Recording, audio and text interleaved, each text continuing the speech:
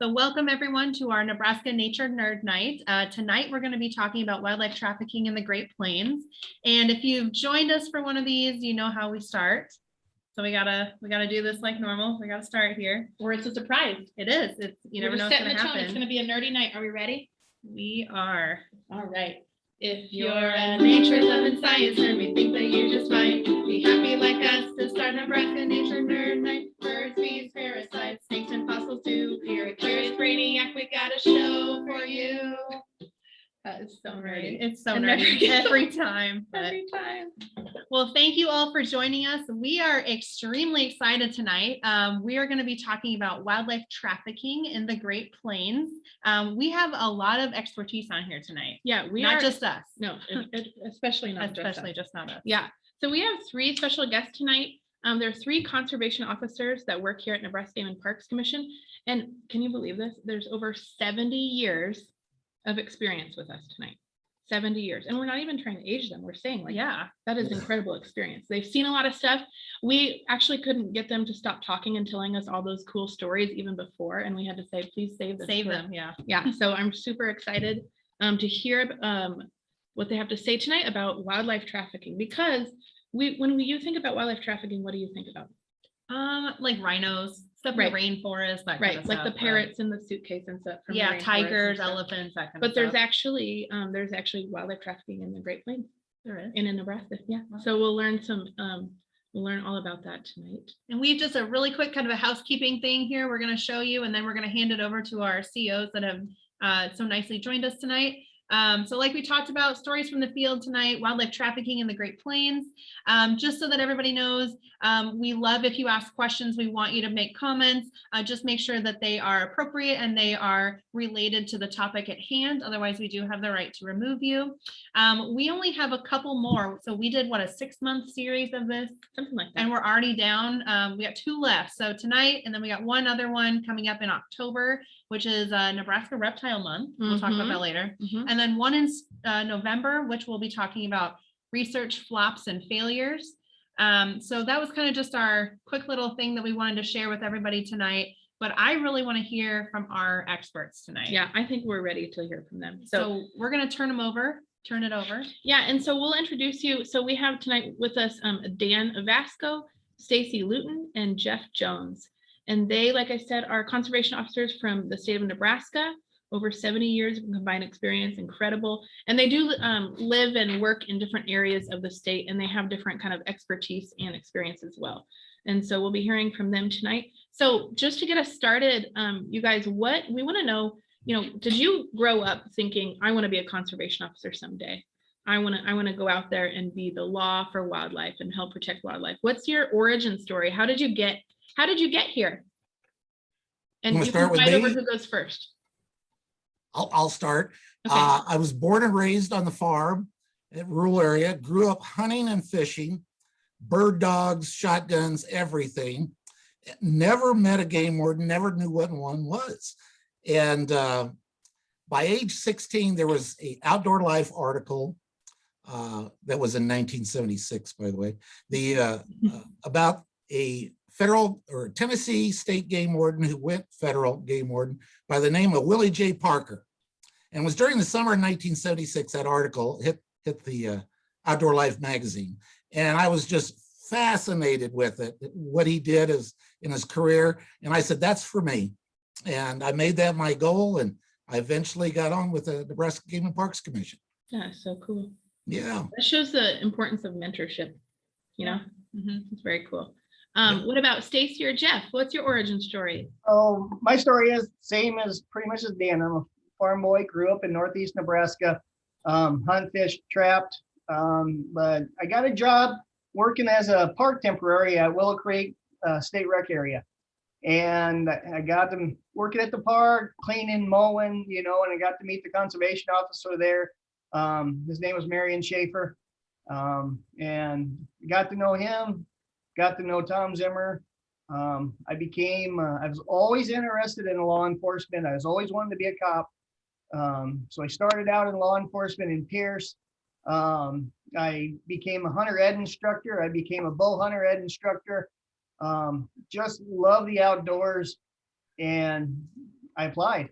And now here I am as a sergeant in the Northeast Nebraska area with Game Park. So Very cool. That's fantastic. And Stacy? Well, my story is just a little bit different, not a lot, but my mom and dad ran a bait and tackle shop for 28 years on a big reservoir in Nebraska. And I had the opportunity to work there, hunted and fished all the time. And it's also a federal park, Harlan County Reservoir, and I obtained a job there as a federal park ranger. And during that time, I worked closely with the game warden that was down there, which is Rich Routh, now retired. Great game warden, and worked closely with him. And I said, this is what I want to really do. And I pursued it. And here I am 23 years later in Lincoln, Nebraska. I really like, there's a lot of dedication I'm hearing. Yeah, 23 years. Well, and each one of them, Each one of they them. saw the dream and they went for it. Yeah, it's pretty good. All right, so we have heard of conservation officers and we sort of know what they do, but what does that actually mean? So being a conservation officer, what's a typical day like for you? Or is there a typical day, kind of maybe depending on the season, but what's your job like? What do you guys do? You bet. It's seasonal. It depends on the season. During the summer, we work fishermen and boating and parks. And all year long, we deal with wildlife complaints, whether it's deer depredation or raccoons, beaver, chewing down fruit trees, etc. It's all part of the job. And then it transitions into the fall with the different hunting seasons. We have duck season, goose season, archery deer, rifle deer, muzzleloader deer, late Canada goose season. And then we transition into ice fishing, and from mid-fall through early spring, we also work trappers, fur harvesters. And Jeff and I both have a number of commercial fishermen on the Missouri River that we work. There is never a day the same, which is great. You don't work 8 to 5. You work all different kinds of hours, weekends and holidays. The colder, the wetter, the more miserable, the better. And we're out in it all the time, boat or by foot, but mostly by pickup truck. We do our work, and just all kinds of things. I'm sure the other two can add to it, but it's a great career. It's a great job. There's nothing routine about it. That sounds like my kind of thing. Yeah. No, Yeah, definitely. You get to talk to all kinds of people, great people, the landowners, the public. More importantly, for somebody like me, I get to chase poachers, and I love hunting them. And it's a real thrill to catch a out and out poacher. But on top of that, I love all the Nebraska Game and Parks Commission employees, especially Schramm Education Center, where Amber used to be from. And we really miss her and like to have her back. Oh, man. Well, we got to go on another owl rescue together, okay? We will. All right. Amber and I rescued a barred owl on the Platte River, and we got it to raptor recovery at the time. And I believe you filmed me netting it. It was a good rescue. Yeah. It was a good method. I approved of it. That's very good. So you spoke a bit about what it is like to be a conservation officer. And tonight specifically, we're looking into like what you said. That was a great transition, Dan. Wildlife trafficking, poaching. We said before, often when we didn't introduce ourselves.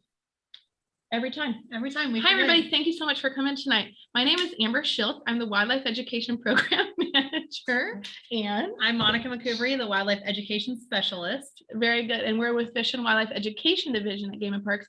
And the reason I thought it was relevant we introduce ourselves is that in the education field, we speak a lot about the importance of why we have hunting seasons and limits and what wildlife trafficking is. So when we speak about wildlife trafficking to students or the public, a lot of people are just, like I said, assuming it only happens in Africa or South America or in tropical rainforests and things like that. It happens right here in our country, and it happens right here in our state as well. So knowing that, that's the topic tonight. How would you define, what is wildlife trafficking in your words, or in wildlife poaching? What is this issue? You know, the trafficking is the actual transporting and sale. You would be surprised, you know, as a police officer, when I was I worked undercover drugs, and it's about the same thing. People are trying to sell and profit on our wildlife and our natural resources, and that's what it mainly is when we talk about wildlife trafficking. And you'd be surprised on what we see here in Nebraska, and how far people come to take and move and sell our species and wildlife, and whether it's reptiles or fish or, you know, or whatever. So Jeff, that makes me think, is there a specific law on, you know, what's the law that we follow that we can't necessarily take a natural resource and sell it? So I guess my other question is, even if, like, say I'm a deer hunter, can't you not even sell that meat if you legally take it? You know, what is that kind of law, or what is that prevents you from doing that? go ahead, Stacy. Yeah, that's correct. There's state statutes that outline that. And you cannot buy, sell, barter deer meat or flesh, or meat or flesh from any wild animal taken from the wild. Mm-hmm. And then we also have regulations that outline species in need of conservation, which are not game species, but they are species in need of conservation. Some of those can be collected for personal use, but they cannot be sold. Oh, they can't be sold. That's okay. Right. And that doesn't just include meat, right? That Right, is that's the whole critter. sometimes things like birds' nests and feathers and Right, things like that. Okay. that's correct. And any like live reptiles. I mean, you know, you can catch a box turtle or a painted turtle, and you can keep it as a pet, but you cannot sell it. So I couldn't take a snake from the wild and like ship it down to one of my friends in Florida. That would be a no-no. Yeah. That would be a no. Yeah. Okay, so we want to ask you, what kind of, now that we kind of have an understanding of that, what kind of trafficking happens right here in our state? What are some examples, or what's going on right here? There's any number of things that we've dealt with. Myself specifically, my biggest case was the Sandhills ornate box turtle Box. back in the 1990s. You want me to talk about that? That would be fantastic. Let's get to this case in the story. Sure. Yeah. In the 1990s, Nebraska law did not protect any of those animals. No turtles, no snakes or anything. It Mhm. was wide open. And what that meant is you could take ornate box turtles from the Sandhills in Nebraska and then haul them to the Front Range of Denver, which are millions of people and hundreds of pet stores. And you could cross state borders with those turtles and sell them in the Denver area. And these guys made quite a bit of money. The rules for selling those ornate box turtles was that they had to buy a $1 permit from the Lincoln office. And at the end of the season, they had to turn in a number of harvested ornate box turtles that they sold on the market. Was it $1 per turtle or $1? No, $1 for the permit. Sweet Oh my Lord. gosh. It Okay. was just a little piece of paper too. And since then, everything has improved quite a bit. But this was the case that busted it wide open. And it was in the 1990s, late 1990s. And what had happened is I got a telephone call from a concerned citizen that asked me to go to a town called Hyannis in the Sandhills of Nebraska. Are you familiar with it? And a small town in the Sandhills. And they directed me to an old closed down hotel with a horse trailer parked in the parking lot. And they said, all they said was that you need to go look in that trailer and there's a dead smell coming from it. So I went and inspected it, and inside were about 280 ornate box turtles, Oh my God. of which about a third, no water, no food, of heat. This was early September, actually. And about a third of them were dead. The rest were near dying. And so from there, just took the plates off the trailer and pursued it from there. And it led to a ranch in the Sandhills. There were some California people involved. And bang, right away, got into 2 illegal deer investigating this at this ranch. So we kind of had them bent over barrel a little bit. No laws protected those turtles except cruelty to animals. Oh, wow. So we had 200 cases of cruelty to animals. So we came from a position of strength, and He's smart, this one. and what we did is we got a statement from the dealers, and a signed statement, and all of which was to be turned over to the Lincoln office. And what had occurred is that he would only report 10% of the turtles that he took in, and which was 1,100. As it turns out, he had sold over 11,000 per year. Oh, 11,000 per year? Per year. I can't And even think of like what the population is that would support It's amazing that. there's any left. Right. After that. I'm not an ornate box turtle expert, but I do know that they live in colonies and in just a few acres of sandhills ground. And this guy knew how to find those colonies. And he told me, he said he would get 40 to 50 to 60. He would wipe them out, take them all. The horse trailer, how did that come into it? Besides his hunting ability, what he would do is he passed the word to the area high school kids that when they're driving back and forth to school or whatever, if they ever found a turtle crossing the highway, to pick it up, put it in that horse trailer, and then he would pay them $3 or $4 for those turtles. And then, but in this case, he forgot about them, and a third of them died. Of course. What happened to those turtles? We took all the dead ones as evidence. We took the ones that are still alive north of Hyannis to the, help me out, fellas, Cottonwood Lake area, I think, about 12 miles north of Hyannis. And we released them. We had all the photos, and we had all the dead ones as evidence for the case, cruelty to animals.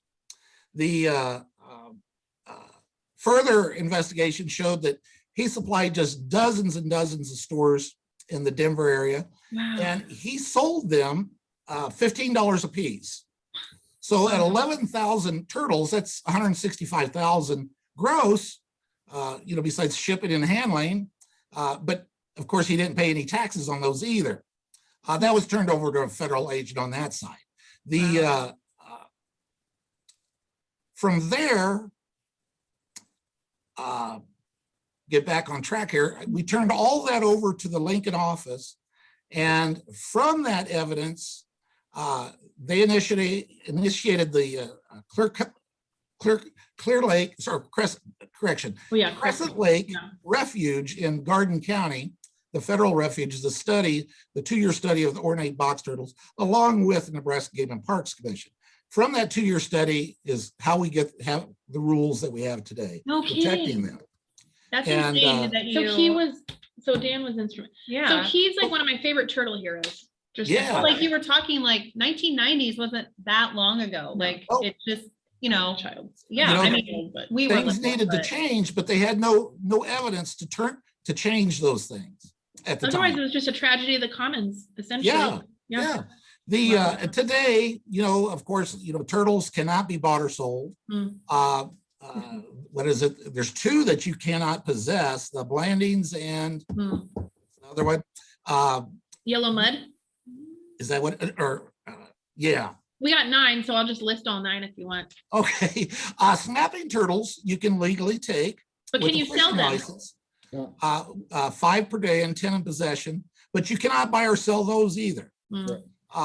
Ornate box turtles, you can still possess 3, but you cannot take them from federal or state lands. You'd have to take them from a private area, and only have 3, and they are considered as pets. You cannot buy or sell or trade them.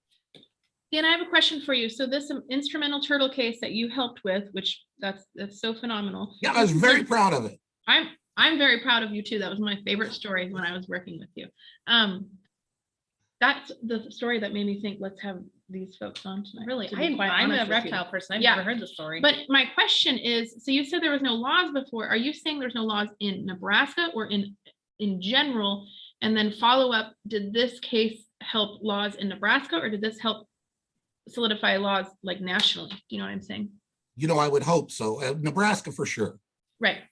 Which is And fantastic. because it's the law in Nebraska, if it was ever attempted again, the crossing of the state borders would make it a federal violation, which is called the Lacey Act. The Lacey Act, yeah. The turtles are taken with intent to sell at Denver, and they cross the Nebraska borders into Colorado. It's called the Lacey Act. Lacey Act. So that protects Nebraska's ornate box turtles on a national level. I think for Nebraska Reptile Month, we should hand out awards to turtle heroes. Yeah, I'm just saying. we can make them a certificate. Maybe we will. Yeah, turtle shaped certificate. Aw. So, I'm all for it. Okay, and then Stacy or Jeff, do you have any examples of cases that you worked on? We're wanting to know what kind of trafficking actually happens in Nebraska. Go ahead, Jeff. Go ahead, Stace. You guys are too polite. You gotta argue. I've worked on a few, and the one that comes to mind, it wasn't very long ago. There was some trafficking that was going on between Kansas and Nebraska, and it was largely Kansas and the United States Fish and Wildlife Service that was the lead on the case. However, Nebraska came into it late, and the reason that is because we were the area that they were being sold off, and it wasn't necessarily turtles, but it was a white and black crappie from Kansas that were being caught out of a lake there, and their bag limit numbers were pretty generous at the time, and they would take approximately 500 crappie on a trip and bring them back to Nebraska. And these weren't 10 inches, they're about 16 to 17 inch crappie, transporting them across state That line. seems big. They would take and be on the phone the entire time that they were coming back to Nebraska. As soon as they got back to Nebraska, they would clean them immediately. And in 2 hours, they'd have them all sold off. Wow. And they get a nice night's sleep, and they get right back up in the morning and go back and do it again. And the total take on one season for them was right around $35,000 that they were able to take back from that. Matter of fact, the prime suspect bought a brand new GMC Denali in the middle of this whole case that we were working. What else are you gonna do with fish? It was a 2.5 year case. Like I said, we got in on it late.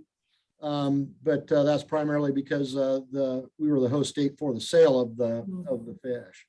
So that was one that I was heavily involved on. There's some unique side stories to that as well. And then I've been involved in some outfitting cases as well, where an outfitting is a service that's provided to hunters to be able to come to Nebraska and with the proper permits and be able to take a deer, antelope, elk, and that type of thing. And that transpired into one of the bigger cases in Nebraska. That was another joint case between Nebraska and the United States Fish and Wildlife Service. There was over 100 pieces of evidence that was seized from that. And the people responsible for that wound up paying a little over $600,000 in fines and restitutions for that particular case. And some of the aspects of that case are still ongoing, so I can't discuss it further, but it's still rolling along a little bit. So a lot going on in Nebraska. Stacey, I'm hearing fines. Well, I hear it from you too, Dan and Jeff. I'm sure you'll have some stories too. I'm hearing some fines. Is there jail time ever involved? Like, what is that?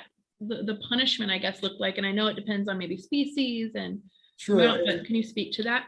Yeah, largely. So if you look at trafficking wildlife as a whole across the entire globe, it ranks in there as only next to drug trafficking generally. Wow.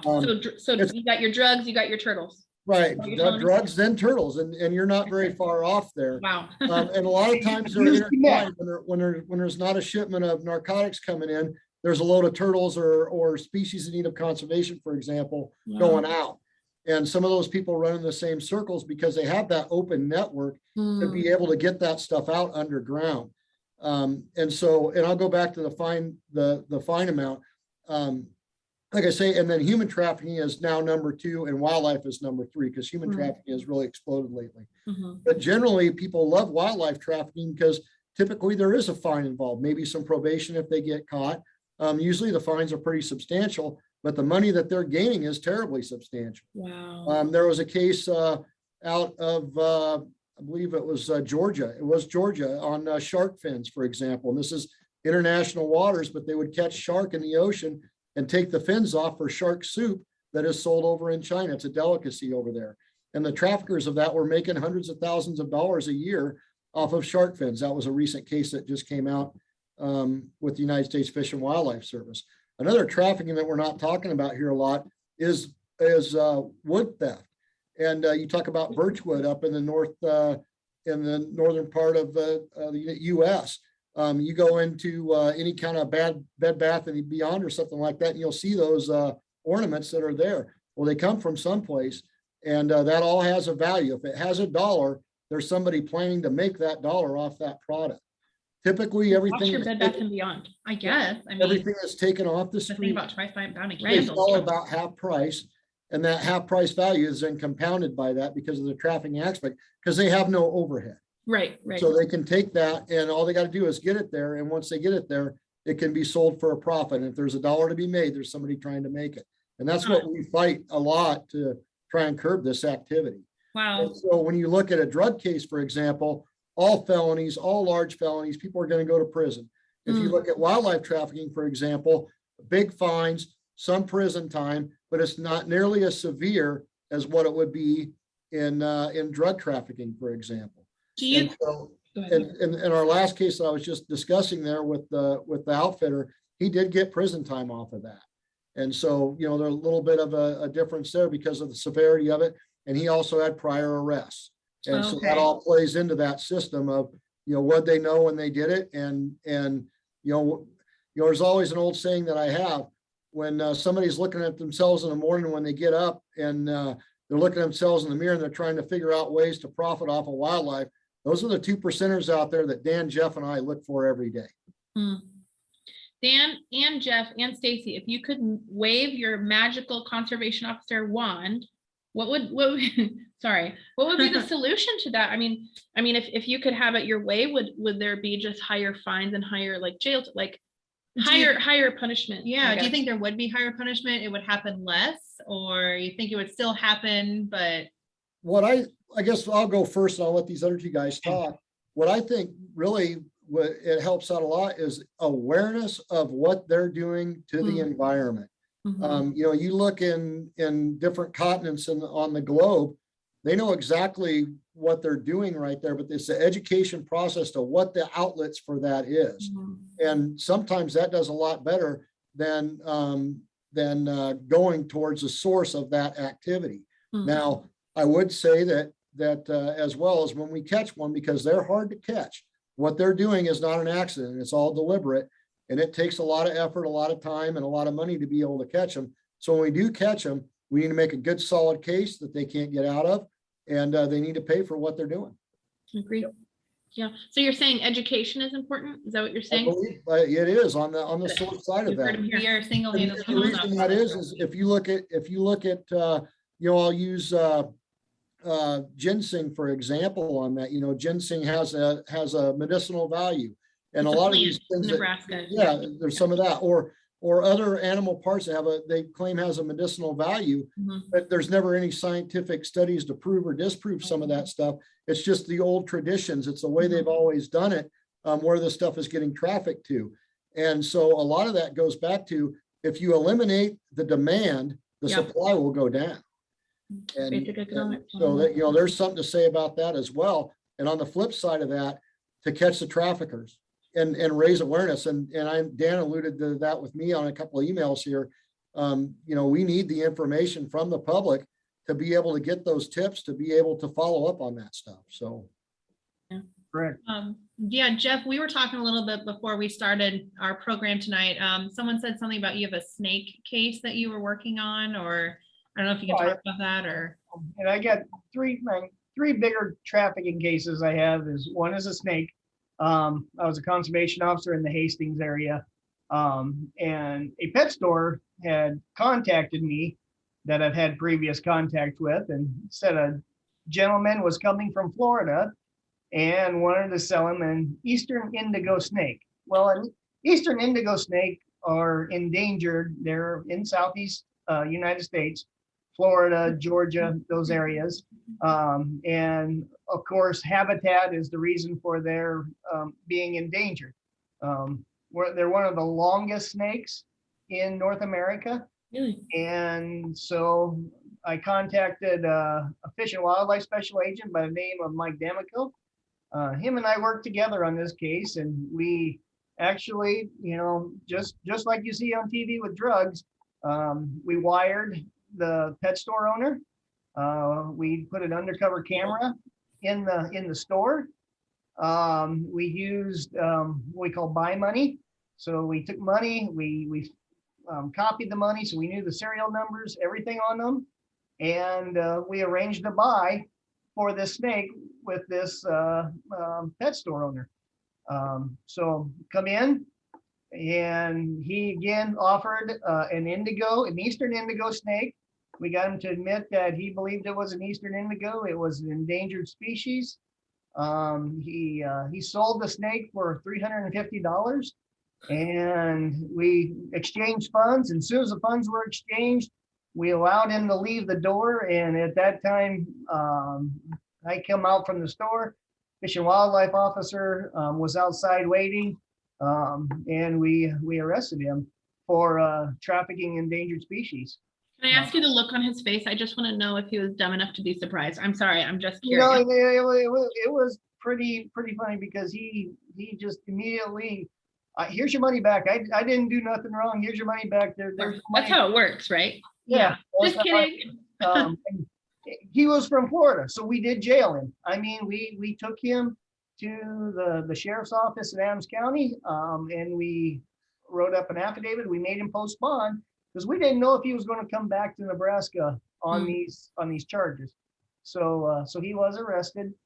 He was cited for the sale of endangered species, and he was given a federal court date. So. Wow, excellent. So you can't be everywhere all at once, and you don't know everything that's going on. So people helping you and reporting others and, hey, this looks suspicious, that really helps you do your Yeah, job. I've heard that. Yeah, I've heard a few of the stories. It's the relationships that we have with these pet store owners and the public.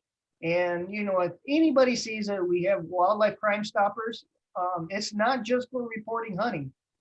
You can report trafficking, anything on that phone number, to get us out there and contact the conservation officers and make an investigation. So, another one is a social media case that I worked. It was a gentleman, again, out of state. He was from Northeast Nebraska. He was a construction worker, actually working bridge construction in Kansas, and come across what he advertised as alligator snappers.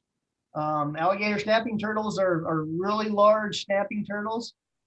They are actually, at that time, were considered threatened in the state of Kansas. So possession was illegal for them there. And he transported them back to Nebraska. Let me share my screen here. Yeah, he does. So good old Facebook. He was advertising alligator snapping turtles. He has about 10 of them for about a quarter size. Ready for a home, $10 for one, or best offer for all. So I contacted him through Facebook, told him I had a 50-gallon tank and I'd take 2 of them. We in turn made a buy, and I bought 2 of those snapping turtles. They ended up being just regular snapping turtles. But again, he advertised and everything that's an endangered species. And in that case there, he was also turned over to Fish and Wildlife for Lacey Act violations, in Kansas for state violations. So what about all those people that commented like, yeah, I'll take one, or Good question. like, are they in trouble too? Did you track or him is down for an that- educational program one-on-one with them? To let Yeah. them- You could be in trouble for just wanting to buy those too. So yeah.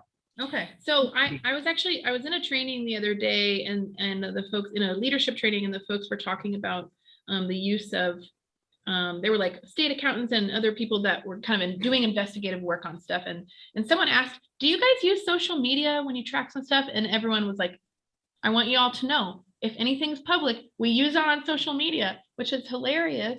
And sometimes I think people take that for granted. So what an interesting case that you use social media to solve this is. Do you guys find that you're seeing that more and more often people kind of being blazingly ignorant, stupid. I was, Oh, just yeah. idiots on social media advertising this stuff. And it's Facebook Marketplace. It is Craigslist. It's everything like that they use to advertise and sell these turtles and reptiles and and everything else. And we're also dealing with there's venomous reptiles that people sell and market and everything. So you got to be careful with what you're dealing with. Well, these have been some really interesting cases. Yeah. And a lot of them I'm I've intrigued. Right. Yeah. I want to know from everybody, and you guys can each answer this if you'd like. And Dan, I see you have another special guest, so if he wants to answer too, please allow him to speak. But what's one of the most challenging aspects for you as a conservation officer when it comes to this particular issue?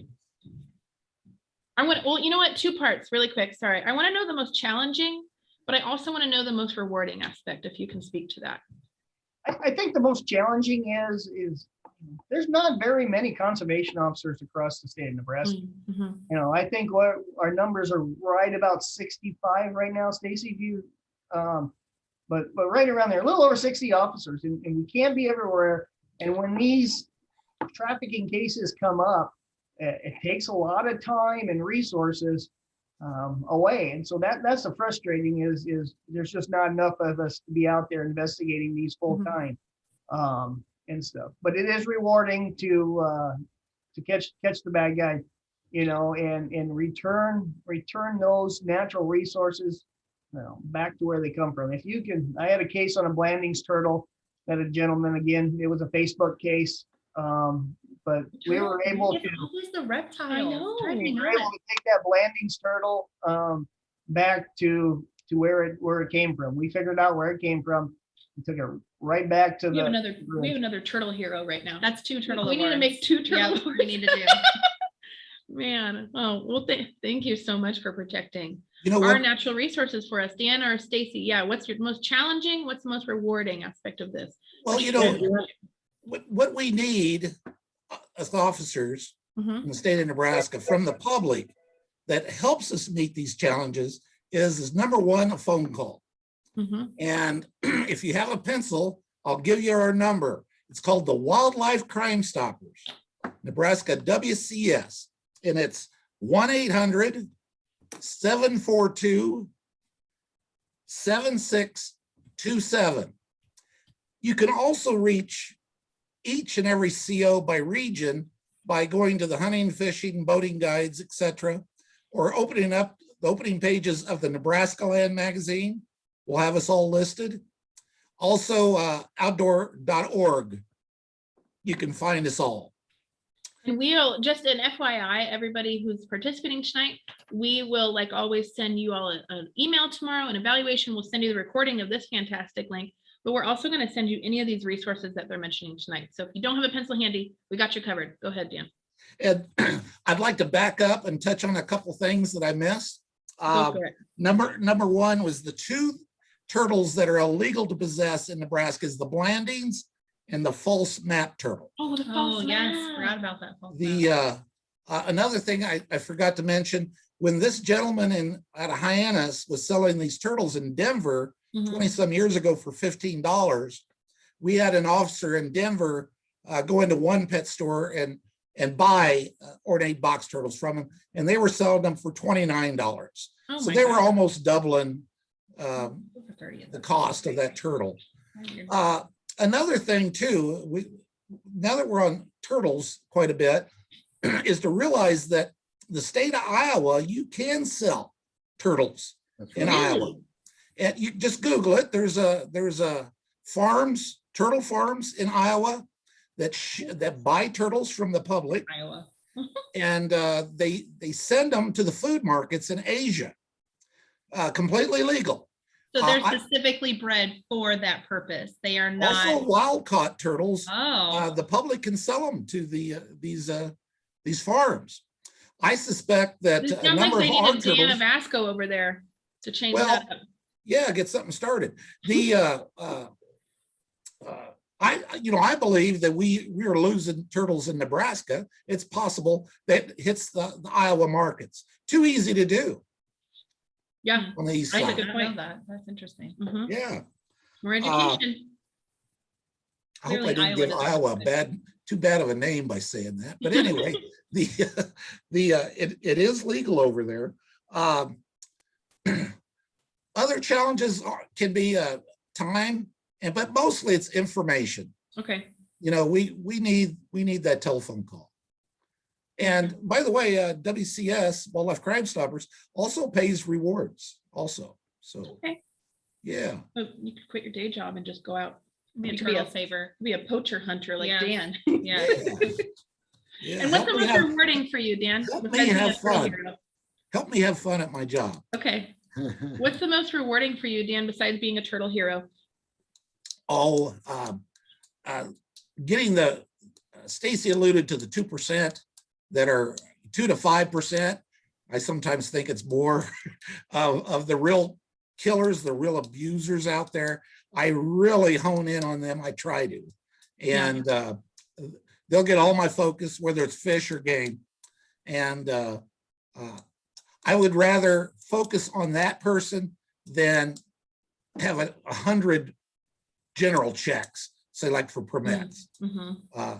I might just disappear and hound this one person for an entire weekend. And I really enjoy it.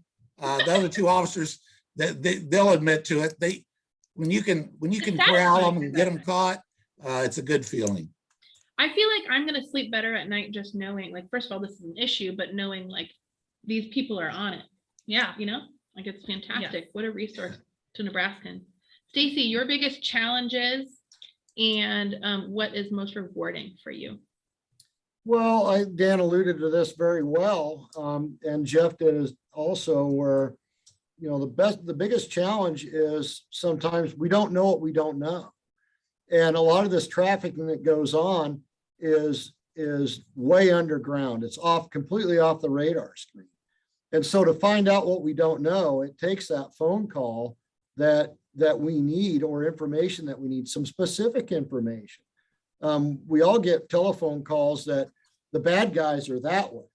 And although that helps us and gets us in a direction, the specific information of some of this, and it can be only one time, it doesn't have to be a constant thing, but to be able to do that. And so we can get that, and then have the resources to be able to follow up on a lot of that stuff, because as these guys alluded at the beginning of the show, and I echo that, conservation officers in Nebraska get pulled a lot of different directions at times. And we're not always able to focus on some of these trafficking issues that we have. And Dan's 100% right that, you know, we'd love to be able to sit here and go after the ones that are really causing a lot of damage. And I saw a pop-up come up on, you know, talk about the environmental damage that this trafficking is being done to that. And Well, yeah, the question was from Bethany. She asked, can you talk about damage to the environment and animal populations when people traffic animals? Great question, Bethany. Yeah, it's a great question. And it's absolutely true, because if it, like I said before, if it has a dollar value to it, there's somebody that's trying to make that dollar bill. And if you look at our species in need of conservation, I think there's around 62 different animals that are on our species in need of conservation with our regulations. And there's a reason that they're there, is because they're either on the fringe of the state of Nebraska for their territory, or their territory is shrinking. Mm-hmm. And the reason that there's several reasons for that, but trafficking certainly doesn't help that. And when you take that animal from the wild like that, that animal has an ecosystem that it lives in, and then it thrives in. And when you take that particular critter out of that, it's going to affect the entire rest of that area that they're in, because they're there for a reason to balance that out. So when you take out an animal out of that system, it becomes unbalanced. And there's a variety of things there. If you look at those, and I'm going to go back to those 62 critters that are on the species in need of conservation, and that doesn't count all the endangered species in Nebraska, but just the species in need of conservation on our regulation list, because some of them are in state statute as well.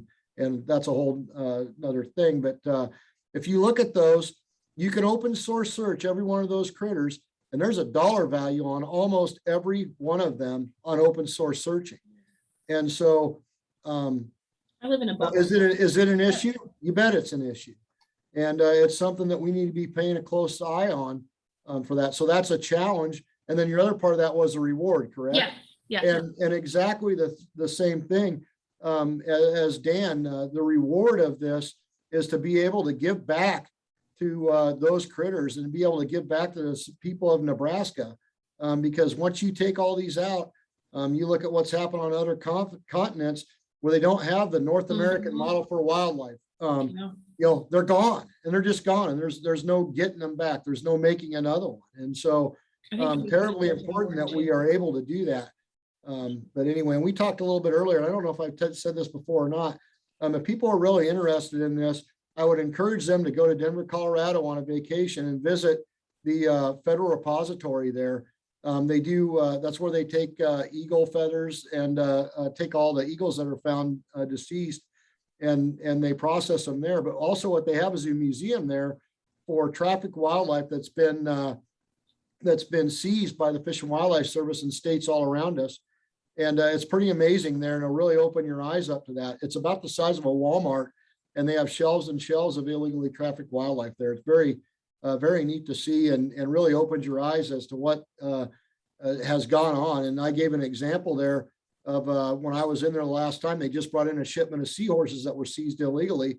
And there was, several 100,000 of them that were seized and taken illegally from the wild, false labeled and then shipped. And they were going to make wind chimes out of them. That's what they're going to make out of them. So we'll link this facility in our resources, but Stacy's correct. I've actually been there as well. I was there during graduate school for like a field trip to this space, and it's both astonishing and overwhelming, just this giant warehouse, but it's also, if you think about what's inside that warehouse, and as you walk through and you see all the tiger mounts and the tortoise on the tortoise purses and all these things, it's absolutely devastating to understand like all that was taken.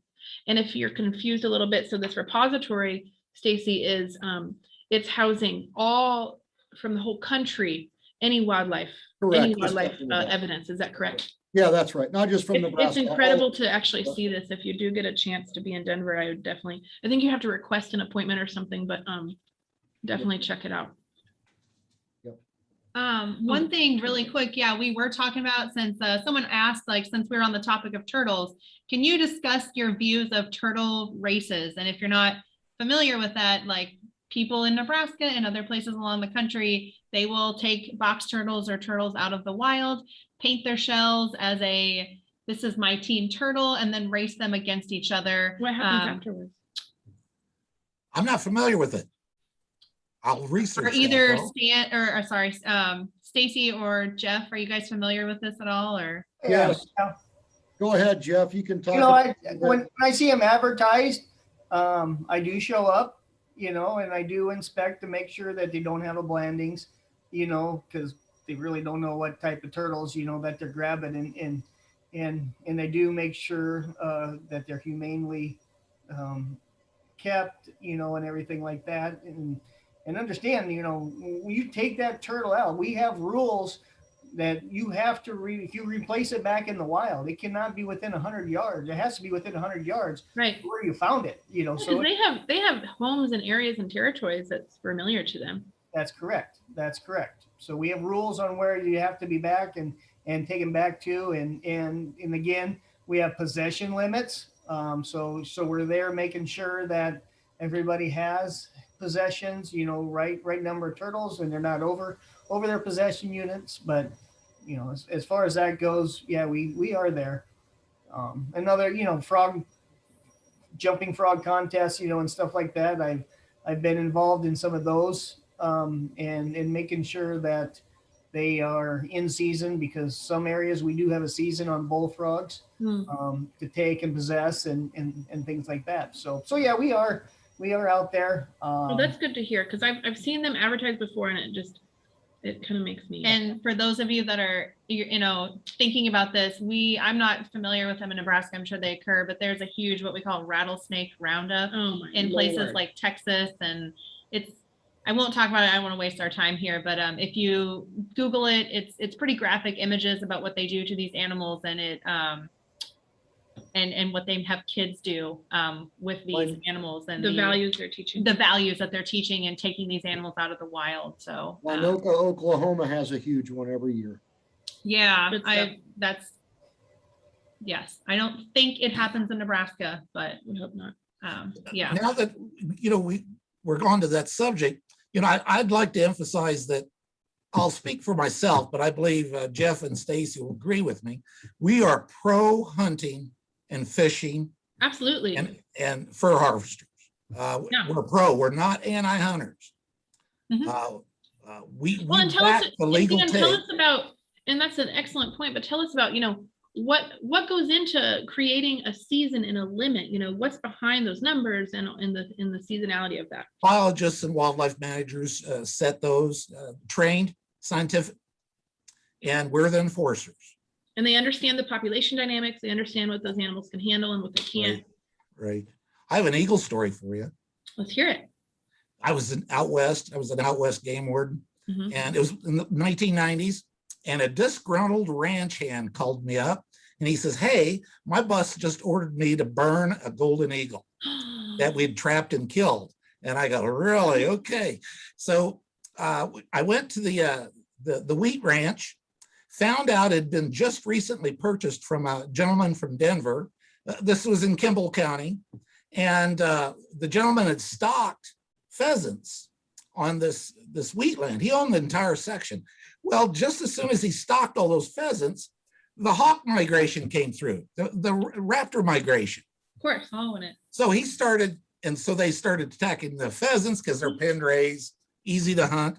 And so he started putting traps on all of his fence posts. What kind of traps for a hawk? Foot traps, Oh my God. steel foot traps. And he'd set them, hawks would come down, owls would come down to land on the post and get caught in the trap, get wound up in the barbed wire fence.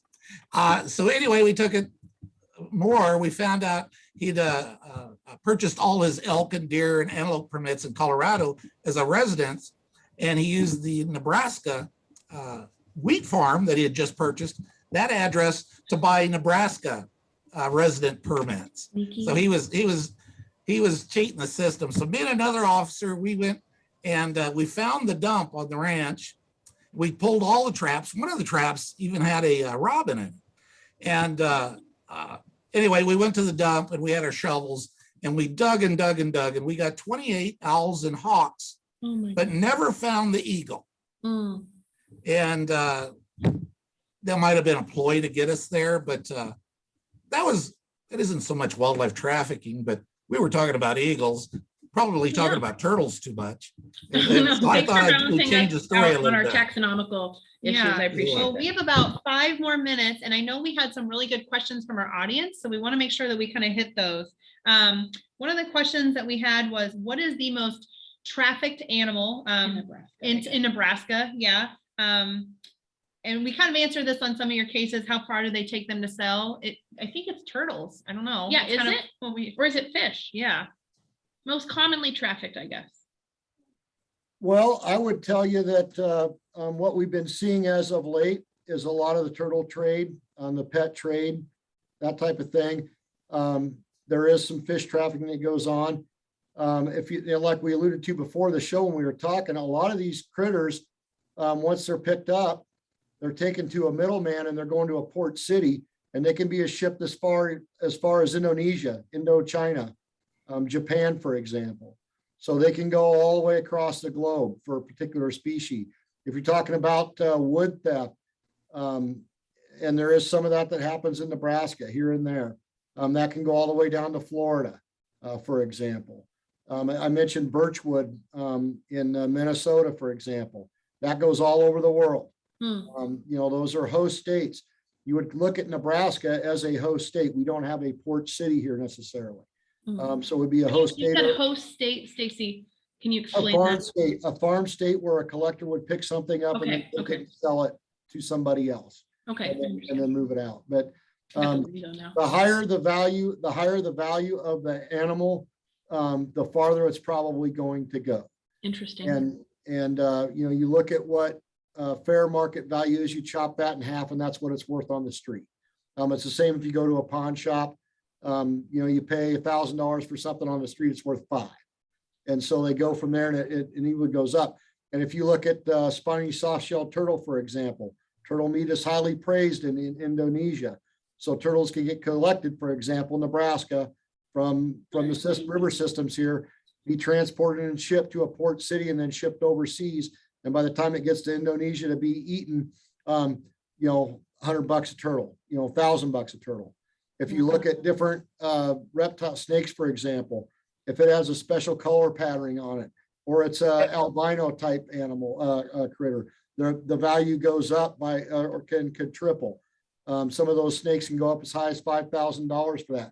To help out a collector with genetics from the wild, that's a big deal now. And so they would take some snakes from the wild and to help their population of their captive snakes that they have. So all kinds of different things that are going on out there.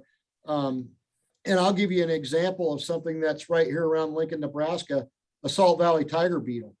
That's an endangered species. The only place on the entire planet that they live is right here. And so a collector of insects, for example, on a Salt Valley tiger beetle can be worth thousands and thousands of dollars to a collector. Wow, I didn't realize that, even the beetles.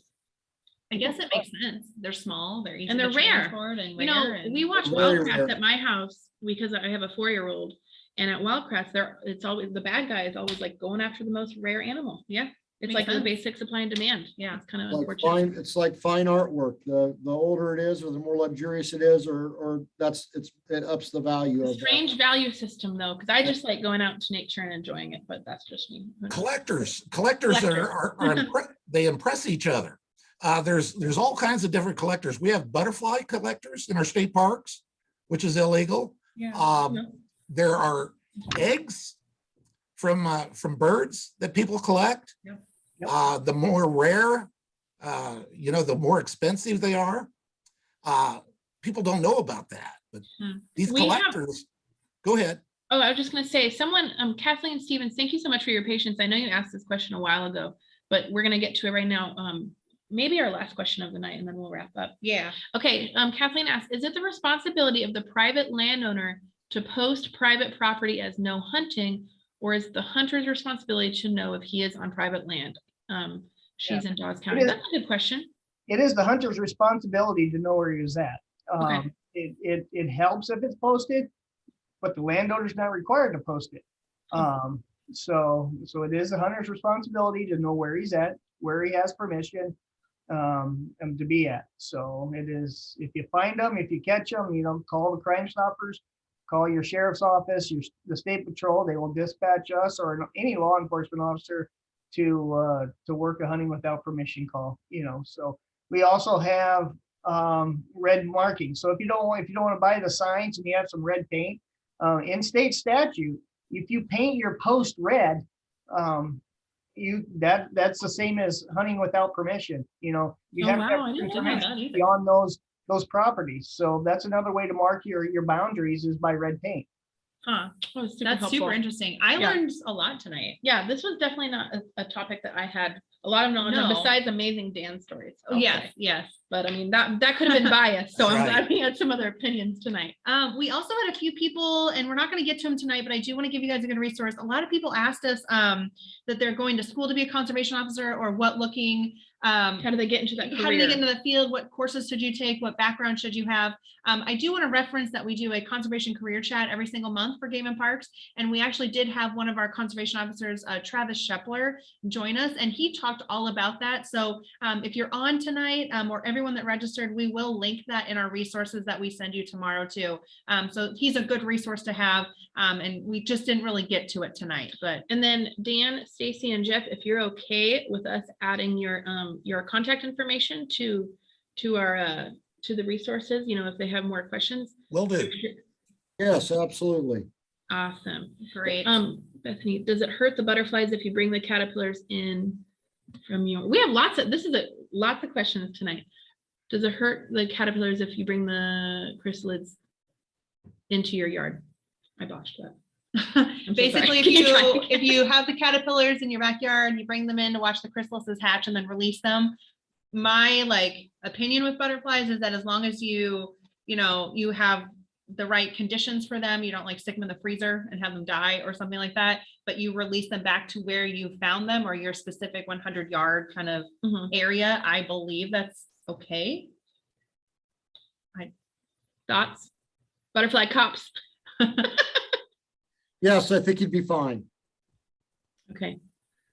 Sounds Awesome. good. Thanks for that, Jeff. Yeah. In the chat there. That's awesome. Oh yeah, very cool. Well, Yeah, this is a good one. I know. I learned a lot. This is really Yeah, cool. and So look at these heroes. They're yes, like we love wildlife and we teach about it and we educate about it, and then these are the real wildlife heroes. they here all tonight. deserve turtle awards. I've never done this Yeah. at a Nebraska. I'm gonna give them a round of applause. I appreciate you Yeah, guys. thank you, everyone. Thank you so much. Thank you everyone that joined us tonight. Our next one is going to be October 19th, same time, 7 to 8 p.m. It will be virtual. We're going to be talking about venom. Venomous snake. Venomous snakes. We're having a guy from California who has worked with rattlesnakes most of his adult life. He's a venom expert. Well-renowned person from California to come talk about venom. And then also people right here in Nebraska are going to talk about it as well. So please join us. Again, thank you, Dan. Thank you, Stacy. Thank you, Jeff. We really appreciate you guys taking your time and helping us out tonight. Dan, Stacy, and Jeff, did you have a good evening tonight? Yes, I very did. good. Thank you so much for having us. Enjoyed it. Fantastic. Thank you, everyone. Thanks, everybody. We'll send you resources and keep nerding out, and we'll see you next month. Bye-bye. Bye. Thanks, Bye. everyone.